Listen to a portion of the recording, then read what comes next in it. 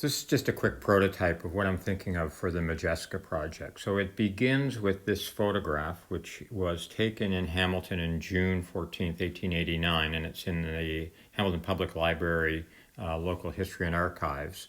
And we can see that down at the bottom here when it was called Special Collections.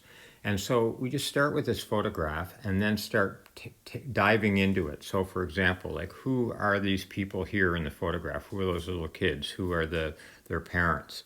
What's the Canadian steamship line? What's the Modjeska itself? What's actually going on here in the photograph? And each of these pieces of the photograph can lead us another direction. So for example, with the Canadian steamship lines, we learned that this was one of the owners of the Modjeska in 1915. It became Canadian Steamship Lines. And that raises an interesting question, because if it was in the Canadian Steamship Lines ownership in 1915, why does this photograph, which says 1889, say the Canadian Steamship Line? So there's questions already about what we can sort of dive into.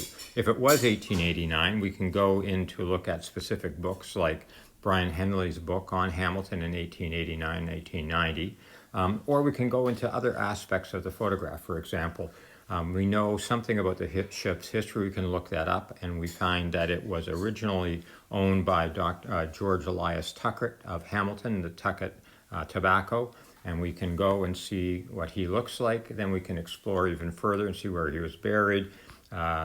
The Scottish Rite, which was his home at one time. Here's the Tuckett Tobacco Factories. Here's one of the packages, and another package for the Tuckett Company that was making T&B cigarettes.